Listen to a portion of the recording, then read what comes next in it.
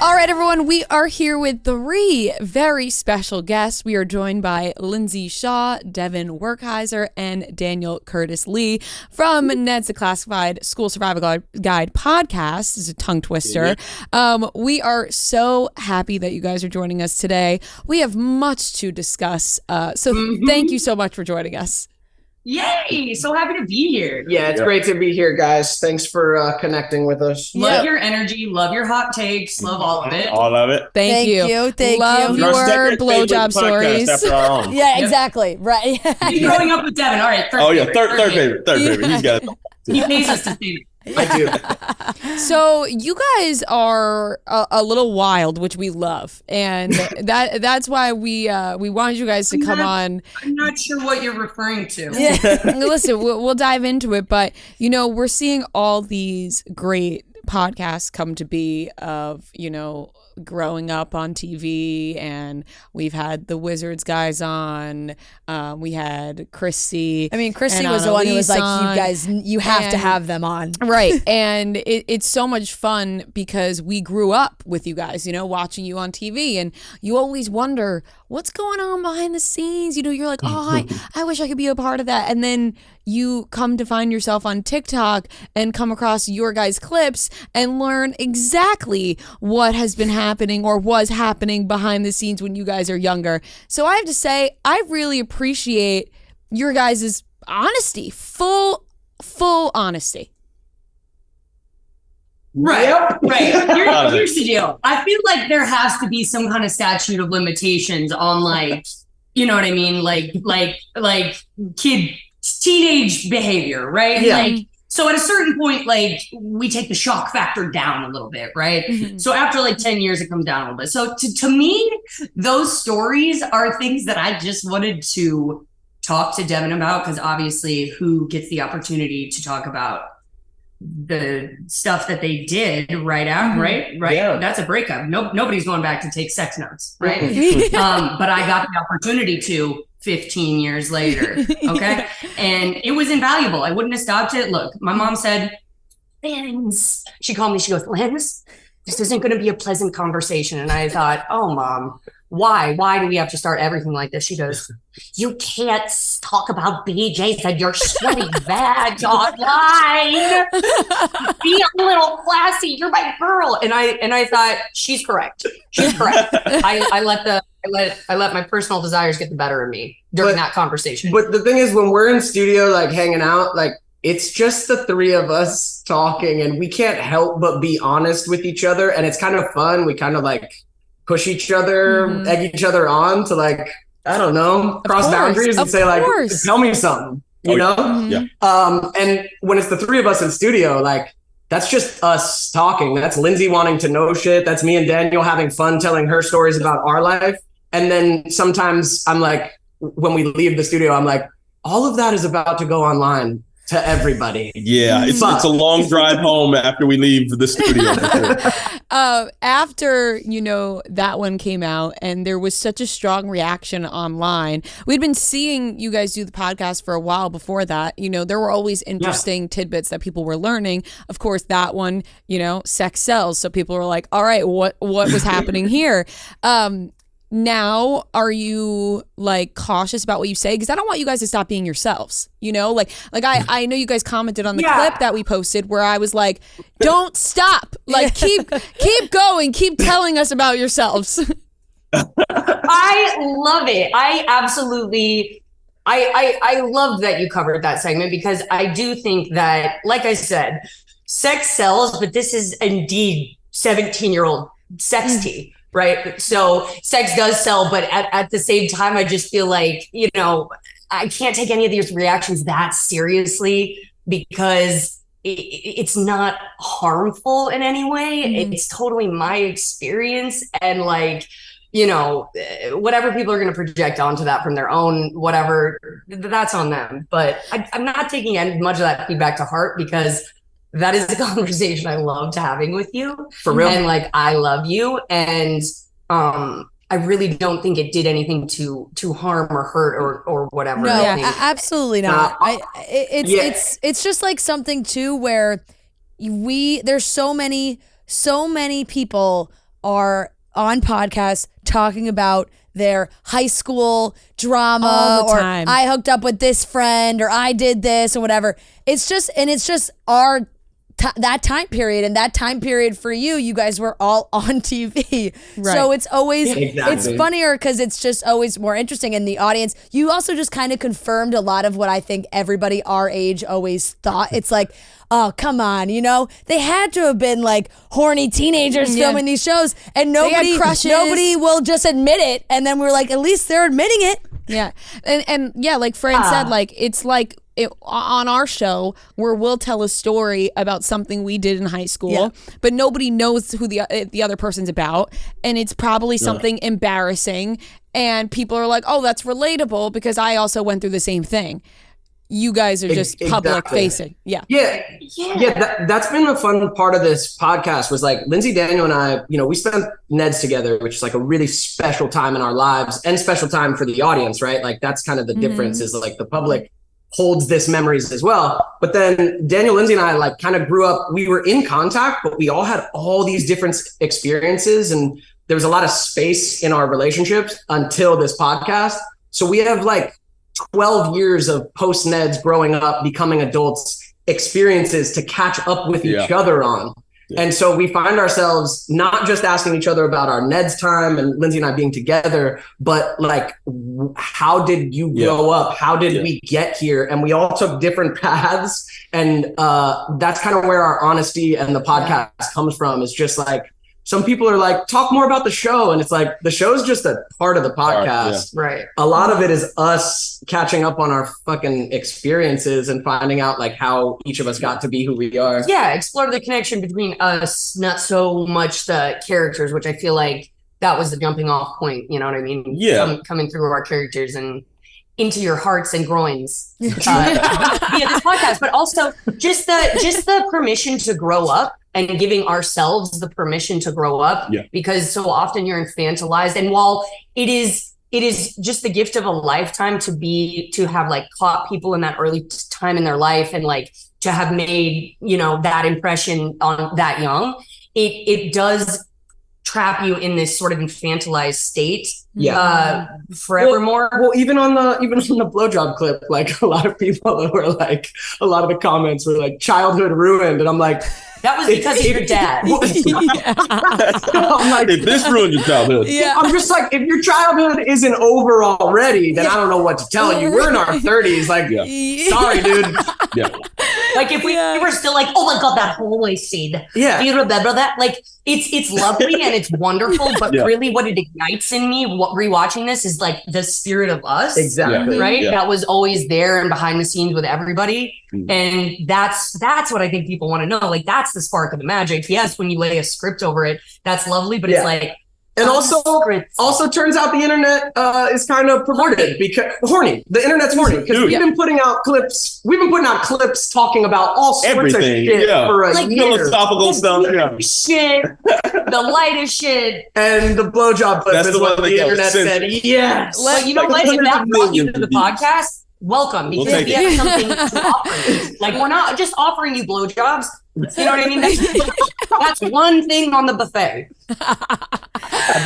Is one item. It's the starter. I mean, it is very funny because Lindsay's like, I have learned more. I mean, I think we have seen so many clips and you have been putting them out for a while. And I think you have all been so open about your lives. Like Lindsay, I think, you know, you've shared your journey. You've shared your like abuses. You've shared so much that you're like, this is too much. Eh? Yeah, right. You're like, it's probably like, damn, the friggin' blowjob is what's going to get people talking. Like I've shared some pretty, I shared some pretty deep stuff. Hell in back. And what Dat Mouth did at 17 is what you guys care about and are judging childhood over. Really, it wasn't my drug addiction. It wasn't my attempted suicide. It wasn't. Do you know what I mean? Like. The internet is a wild place. But Lindsay, I do have to say that I did very much enjoy the other things that you have talked about on the podcast. And I think, you know, the story that of course also got picked up a ton was you talking about your experience on Pretty Little Liars and what that was for you and leaving and being able to come back and, you know, finding yourself through all of that, and then for you guys, Devin and Daniel, to learn about like what Devin you were saying about each other. Yeah. Like you're like, oh shit, like, I didn't know that happened. And I'm curious, you know, we're seeing, like I mentioned, all these podcasts come together. Who was the initial idea? Who brought it together? Was anybody a little, you know, Who hesitant? proposed the show first? Yeah, and I want to know, did you? Dev has been taking the charge on this for the longest. He's the captain of the reboot ship and kind of keeping the Neds. I'm not taking no for an answer. Look, man, I have been stuck with Ned. It's me. And so for a lot of my life, I was like trying to not throw away Neds, nothing but love and gratitude for it. But I was trying to transcend it, right? Mm-hmm. And when that wasn't happening in my 20s, and I got on TikTok and saw the love for Neds, I was like, all right, we got to do something with this. If I'm stuck with Ned forever, I better be making some money on it. that part. This go around, we need the, you know. Hey, and so for a couple years, I was trying to get an actual reboot made with the original creator and Paramount. And we worked and we put together a pitch, and our pitch was amazing for Ned's adulthood survival guide, like mid-20s, Ned, Mose, and Cookie out of college, trying to figure shit out, right? Yeah. The studio ultimately like passed on it for the moment, and kind of in that in-between of just like, well, I guess the reboot's not happening. I don't know what to do with this. It was me and it was Brendan Rooney who started Podco, who's Christy's husband. Mm-hmm. Who hit me up. We had been friends. We had met a few times, and he hit me up. He's like, what do you think about a rewatch pod for Neds? And do you think Daniel and Lindsay will be down? And I was like, oh yeah. Oh yeah, it's perfect. He had to turn us into believers a little bit. You know, we're like, oh damn, that's years ago, man. It's not gonna happen. Just leave it. I promise you, it's gonna work. Was this the conversation y'all had? I mean, yeah, people off the cobwebs.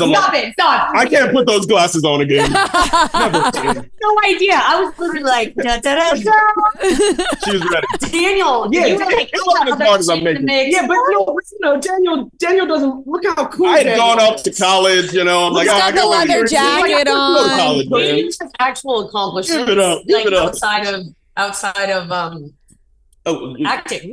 Yeah. I know a little bit. But no, it was the perfect idea. And actually we wrote a script together for Dev and Dan go to college. Like that was even before the release. Yeah. You're gonna explain away Mose. Just not Mose. It was Daniel and Dev. You were off doing drugs. We could explain that. Oh my you god! Made a script about failed actors, right? Oh my god! Going to college. You two wrote yourself. Okay. Yeah, it was Devin. Yeah, Daniel and I had also kind of written a pilot and we shot it. We shot it at my college, Cal State Long Beach, in the house. Turn up. Yeah, it's actually really cute. And we pitched that. Like it was. Yeah, we put some work in. Yeah. So that's funny. That is funny.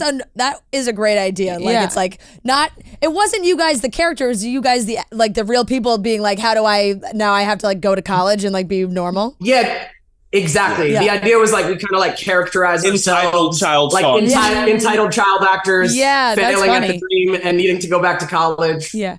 Am I making this up, or was there a time when it was like announced that Zoe 101 was getting like a reboot and you guys were like, what about us? Oh, definitely. That happened, right? Viral hit. Yeah. And I fully agreed, because actually somebody asked me recently to rank like my favorite Nickelodeon shows growing up, and I put you guys at number 1. Like you guys were number 1 for me. Yeah, exactly. That makes my heart happy. So we agree. I was in full agreement. Like, yeah, where is their reboot? Yeah, I was kind of on the side of. I was on the side of we don't need to bring Zoe 101 back. we love all the cast. We love the guys. We're we had like Chris on our show. Like we're friends with them, but like frenemies. Yeah, like frenemies in terms of like. To be clear, no, they're good. like no shade on the cast and creators, but when we saw that, we just had to put something out. Like, oh yeah, just because we were jealous. What exactly? Like what the fuck? Where's our love? Like it was straight jealousy. Yeah, it was straight jealousy. Yeah, turn up. And we're big enough to admit it. That's what I added to the creation. And what else would the answer be? Like, well, we just really want it. Yeah, you're jealous that they're getting it and you're not, because you really want it.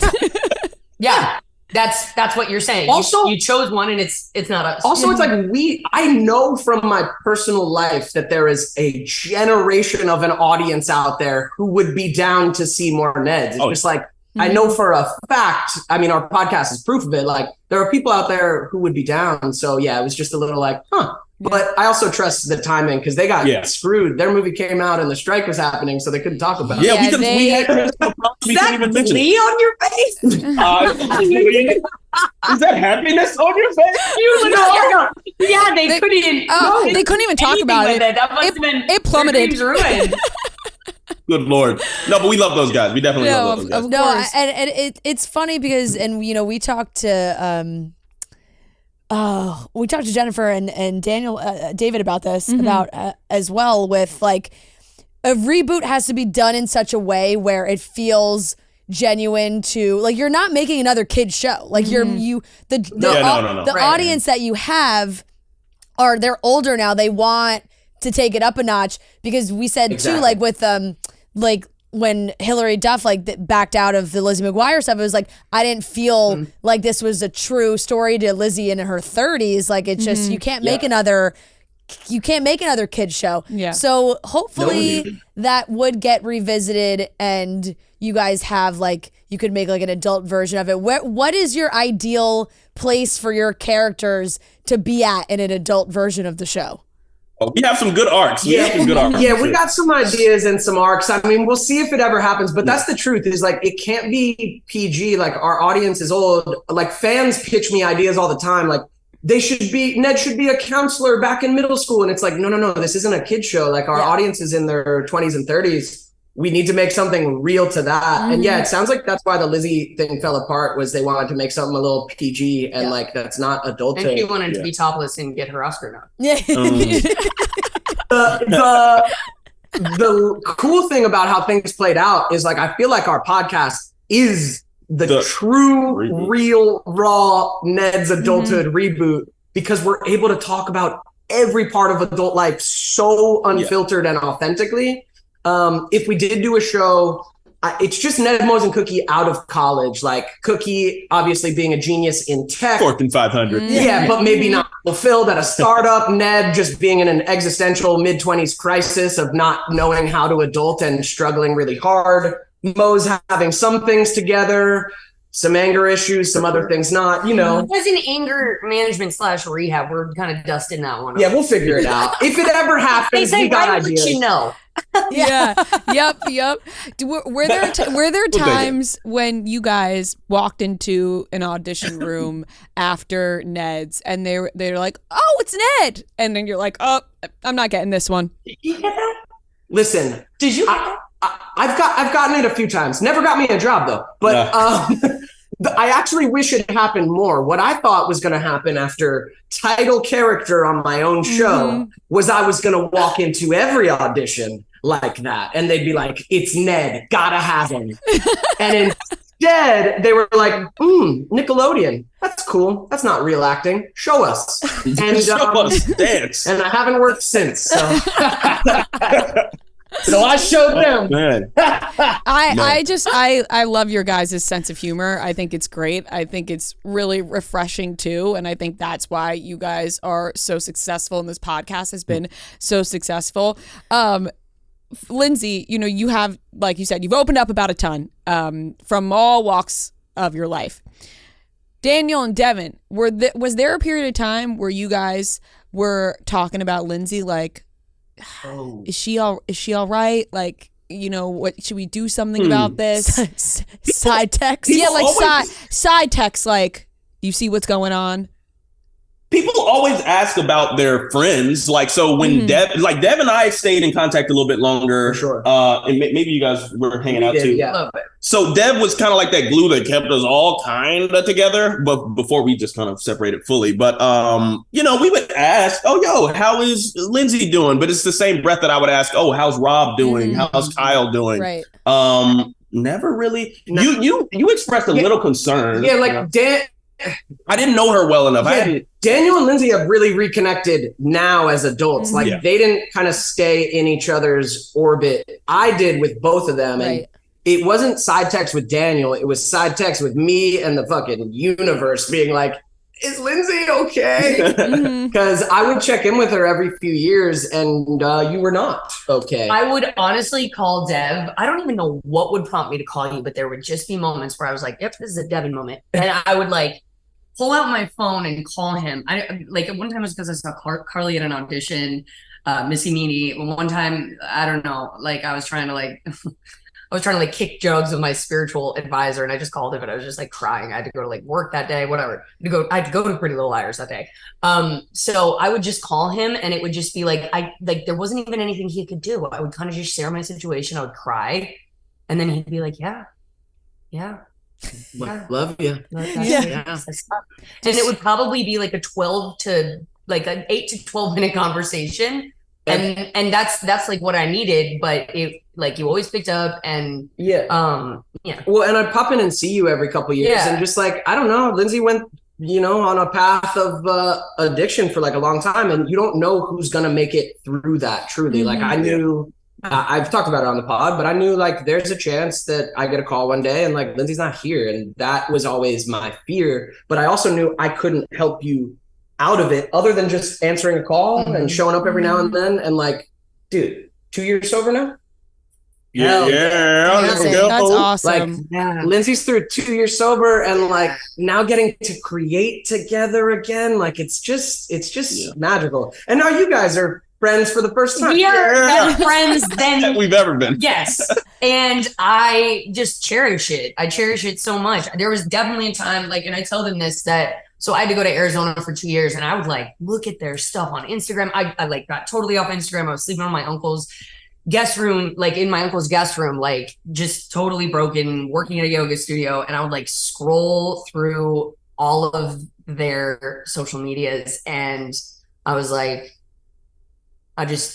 there will never be another time that I'm like looking at them and like feel good about myself and be able to like, you know what I mean?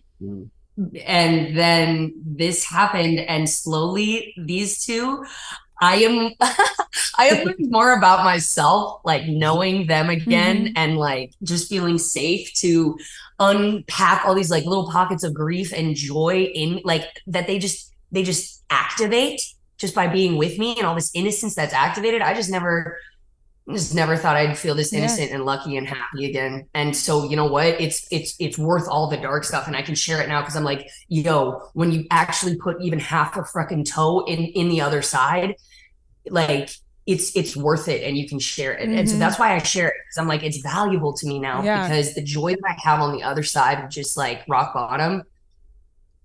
Nothing. And talking about like learning things about each other because we all overshare. Listen, Lindsay's always just been a raw, open nerve. Oh yeah. The fun part is this now. You get a couple of secrets every now and again. Is Daniel? Daniel, I do feel like Daniel just feels so. That's what I was so gonna keep it all ask. tucked in. I feel like you're a little bit more reserved. I'm more reserved until it just happens. But then Lindsay's like talking about her 5150s, and Daniel chimes in. Well, I also have that. I spent a little time in the. It's great. She brings so much out of us that I feel like we otherwise wouldn't share because we're like, no, public decorum. No way I'm going to reveal this about myself. They also just have like pride in themselves as human beings, and like, you know what I'm saying? Like they're not exactly like bloody bandages like this, but I do like ripping off a little bit of the whatever, because they are such deep, beautiful gentlemen, and like they do have these depth of feeling stories. And sometimes I just want to be like, how much do I have to poke to get some real get fun it out? Get it out. Yeah, but it's been so therapeutic. I feel like, hopefully it's been therapeutic for you, but a space to talk about these things. And I feel like that's what we bring to our audience. As much as we're talking about, fart jokes and random, gross sexual encounters. We gross.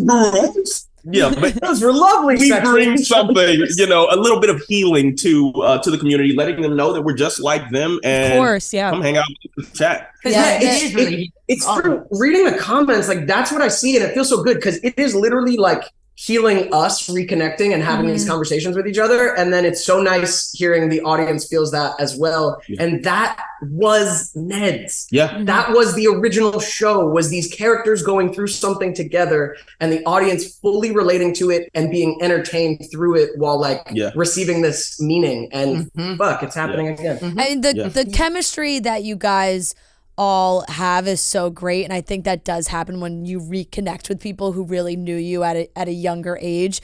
But we can see how amazing the chemistry is when you first started the podcast and the three of you were in that studio for the first few times.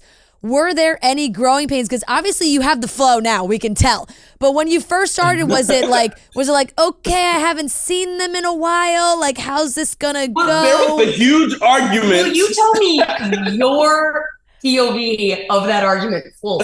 No, like I won't. We can't go into detail. We can't go into detail, dude. All right, look. I knew we had ruined it. I was like, oh, this podcast is not going to work. This isn't going to work. Like, before one word was reported. Wait, okay, all right. All right. The first day we're getting there to record some episodes, we're all a little nervous. We haven't, seen each other in this way in a while. We haven't created in a while. It's this new idea. We know what the idea for the Rewatch Pod is, but we don't exactly know how it's going to work. We know we'll talk about the show a little bit, but we already knew in it, like, we got to open up as people and bring the audience us now. This isn't us just talking about Ned's because I can't. So we get there and it was our first day shooting. So actually the crew and our setup was behind. Mm-hmm. So we have pods to record. We shouldn't be putting it all out before we're recording, but they're taking a long time. Like hours, like 2 hours while we're there. And we have all this pent up energy. And man, Daniel has this ability to play devil's advocate just on any subject. Any subject. Great debate. Because he doesn't care. So he'll just take the other side just for fun. Make sure your arguments are all put together. I'm going to present a counter argument for you. And now I love to debate with friends. Passion. When I know it's good, like when I know it's emotionally safe. Look at how he set this up. Devil's advocate. I just love to debate. Oh, right. You asked for my opinion. Go ahead. Sorry. I love to debate when I know it's emotionally safe. I know I can argue with Daniel and he actually doesn't care. Like, doesn't care emotionally. We'll just debate. Mm-hmm. So Daniel and I are getting into this thing. And we're used to it. Something that I feel passionate about. So heated, I feel like I have to come out of the bathroom. Lindsay comes into this argument thinking she needs to defend Daniel, which Daniel doesn't care. I'm the one who cares. It's not defending Daniel. It's more just attacking you. Oh my God. Yeah. Then that happens. So then Lindsay comes in and Lindsay debating with, not something I'll do because it's not emotionally safe. Because Lindsay will rage. Oh yeah, Lindsay will burn the studio down. So Lindsay comes in. She was my knight in shining armor, I guess. Yeah, Lindsay comes in on a shining horse to save Daniel, who started it. and he's just like, I don't even care. Yeah, not one bit. And honestly, the day was almost ruined right off the bat. Like, we got in this argument. Because what we were talking about was charged. It was charged. It wasn't something light at all. We were talking about politics and it was not okay. Yeah, and the tension was so thick you could cut it with a knife. Oh my God, I literally thought this is it. That is hilarious. At one point, I just zoned out, right? Because the crew guys started getting involved too and started taking offense to like what people were saying. And I was so frustrated, I wanted to cry. And I was like, that's literally not what I meant. Not whatever. So then I like start to go inward. Dev starts like going like this and be like, oh, what? Now you're not going to talk? Oh, what? Yes, you did. Daniel, pushing a little further, knowing. I literally remember looking over here and being like, I'm not going to give you attention, and you trying to. Oh my God, they're going to start fighting about it again. We're witnessing. Oh, it's happening again. We're witnessing you guys fighting about it again. Guys, don't break up the podcast. Don't break it up. I literally go, do you want to know why the tension won't stop? Because you won't stop talking about it. That's what I said. And then we sat in silence. A second internally. And Dad wanted to just talk about it. externally. Yeah. Let me just say, to make you guys feel better, we have all worked together for like six going on 7 years now. And there have been moments where we have gotten into arguments, and there's nothing worse than the dead silence before you have to record, and somebody has to say something. Sometimes it's like, all right, is nobody gonna fucking talk now? Like you have to break the silence somehow. And there's just you're like, oh my God, I can't believe we have to do this now. Dude, before our first episode, we're sitting there in just silence. And my body's like, I hate you. Before we need to create this new dynamic of like, welcome back to Nasty Class. Hey, we're sitting there just like, maybe this was a bad idea. But maybe it helped even more because now you can argue and come out on the other side, which I think is always great. You went in with the hottest topic you could go for. Like you started at the top of the mountain. Mm-hmm. And I think that is a good telling of like being friends with someone where you can have a little banter back and forth, and then the next day you guys are completely fine. Like I feel like as adults you should be able to do that. I agree. There's nothing held on. Like I don't hold on to any shit. It's just like, oh, now we need to fucking record. My motto in life for everything: throw them into the deep end. Because if you can survive in the deep end, which you always will, then you will learn. You will know how to do it in every single facet, no matter what. You know what I mean? So it's like, yeah, we jumped. We jumped right in and almost drowned before the podcast. And on the other side of that, on the other side of arguing, I feel like you mentioned how you guys have connected so deeply, and Daniel and Lindsay, you guys weren't friends, now you're friends. It's also kind of great because how often are you making like new friends in your adult life? You know what I mean? Like you kind of just like wipe your hands clean, and you're like, all right, I got all the friends. This is what I'm working with. Right. You're like, I got enough friends. I'm not making any new friends past a certain age. But then when you connect with somebody that it's not a stranger, they knew you once, but it's like having a new friend. Yeah. That is how I feel about every single guest, star that we've had on the show. I'm like, how is my mind not open to? I've always asked, like, how do you find friends when you're older? Oh my God, I have this whole bevy of friends who just got to hit up. They're amazing. And like, you really do just, I don't know, see them. The connection's already there because you do know them from that innocent time. And like, there's a care that and you trust them a little bit. Like you're probably not just going to meet a stranger on the street and be like, yeah, we're going to be friends. But you have that trust. They know somebody else. They know a little bit about you. Yeah, that's always great.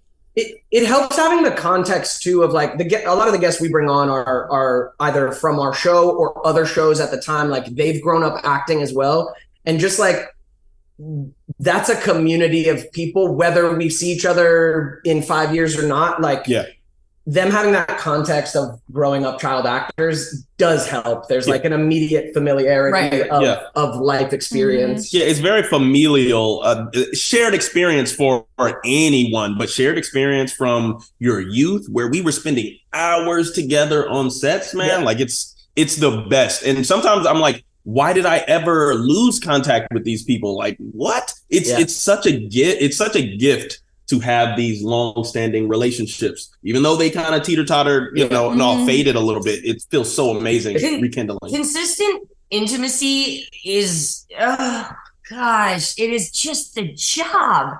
Really consistent intimacy with yourself and all of the friends and acquaintances that you get when you're healthy. Jeez, I'm sorry, Lindsay. It's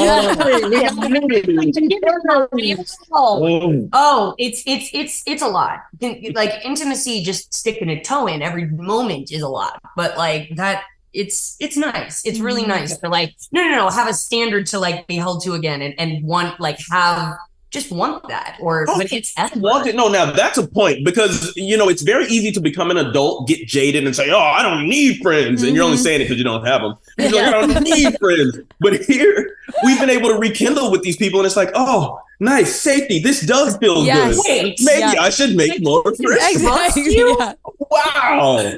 Yeah. Listen. I think both of you are like that. I got tons of friends. Oh yeah, and I love her. He's a lover. These guys are like, wait, friendship feels good. Opening up feels good. Warmness. Like, your friends tell you don't answer the phone at all. I don't, but I see them.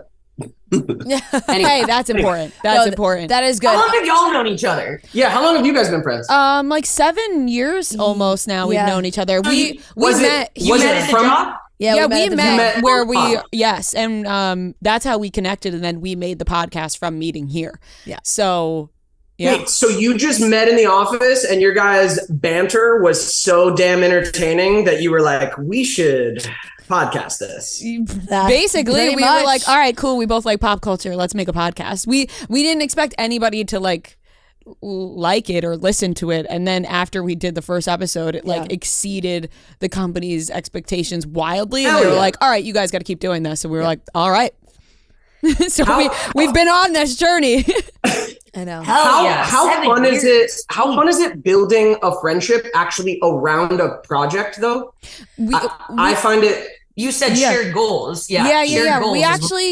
We had this moment recently where we've had a couple of really cool things happen in this past year. I mean, all the years have been building up and gaining success, and this past year has been what feels like more than usual and a lot of really cool life moments. And we were reflecting last week and we were like, we've built a really cool life together, like personally and professionally. Like there started off professionally and grew into very personal moments. And, you know, like we're both getting married in the next year plus. We're in each other's weddings. Like we're just, it's amazing. Very like it's something that it's funny because people do ask us that all the time of like, are you guys like friends in real life? Which is so funny to me because obviously there are plenty of people out there who do podcasts or whatnot. And it's a working relationship, you know, and maybe they don't talk as much when they're not working.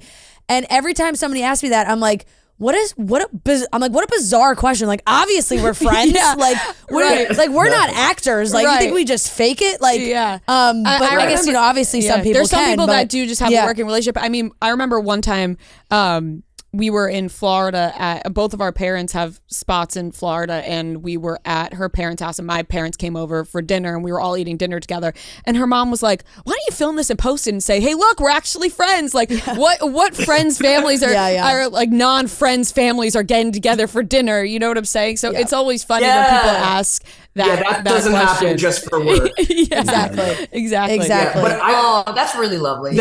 I find it so powerful, right? Because like in our adult life, creating our professional life is really important. So to be able to do it with a friend, I don't know. There's something like so special about it. We're only a year into it in this new journey, and because like, you're rooting for each other, and you want the best for each other, and that's what makes it like 100 times better.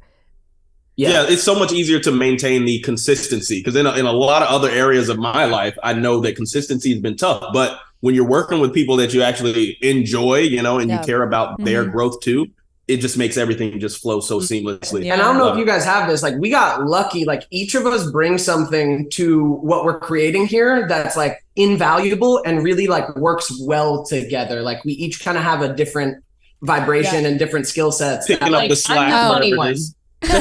We know what Lindsay is, but I'm similar in the way to Lindsay, where I'm an oversharer, and you know, if there were two oversharers, it would be a problem. So you know. Fran's good at keeping me in check. It's a good balance. It's a good balance. That's it. There's also a reason why you guys have. There's a reason why your show is so successful because you guys all work so well together. So now it's like you're taking that chemistry and it's a different outlet, but the chemistry of having that success is already there. The casting directors knew what they were doing. Exactly. Right. Like everybody. You said I said that on one of the pod we did. We did someone's pod. It was Scott or something. I don't know. No, it was someone else's pod we went to. Anthony Padilla? Anthony Padilla. Yeah, we were on his pod, and I just brought up the fact that, you know, when you get on these shows, like network shows, like Nickelodeon has chemistry reads, chemistry tests, where they're like, okay, we know that we need 3 stars. And so they have like maybe like 12 kids that are all going to be interchanged with each other, playing those 3 characters. And so we were chemistry tested. They knew that it would work, and they just, you know, flew us into their template which was the show, and our chemistry's still there, regardless if the show's removed. That chemistry's there, so it's been great applying that chemistry to our pod, and also just in life. Like when we go out together, like it's like, oh, sunshine and rainbows. You know, I don't know. Everything's just like so harmonious sometimes. It's true, man. It's true. It's ridiculous. Yeah, you guys are awesome. You guys are such a pleasure to talk to. I hope that we can do this in person another time and really dive in to some more stories. You guys are so comfortable and like you guys are in LA, right? We are in LA. We did our first Ned's Pod live show in LA like a month ago, and it went amazing. And so we're hoping to bring it to New York next year. So if we do, that would be fantastic. And hey, we do a ton of live shows. We're coming to LA soon. Maybe we can do a little something there. Oh my gosh, fantastic. And we, we got to do something in person because you guys are just a pleasure to talk to. This is too difficult over Zoom. Yeah, right. And this is the pre. You know what I mean? Like we could really dive into all our stories, different times. Exactly. But thank you guys so much. You need like a full-blown podcast series at that point because it's like you hold everyone's attention for like so long, and then it's like, okay, all right, you just have to stay tuned for part 2 on on this collaboration. Part 2 will come, and we'll dive into some more stories. You guys are so awesome. Keep crushing it. If you guys have not listened to the Ned's Pod, go listen to it because you guys are hilarious. Can you guys tell everyone? Go listen. What New day episodes every Wednesday. There's like a ton up of a backlog already, and there's more stories than just a blowjob I received when I was a teenager. There's a ton to learn about you guys. So thank you guys so much for joining us. Thank you guys. Thank you, ladies. Love so the pod, by the way. Thank you guys so we much. We were stoked to come on. I love this podcast. No, we were so excited to have you guys. Super excited. We definitely have to do something in person because that would be we'll be out in LA hopefully in March. So maybe we can let us know. We will. Yeah, we will. Yeah. All right. Amazing. Thanks, guys. Bye, guys. Bye. Thank you. Bye, ladies.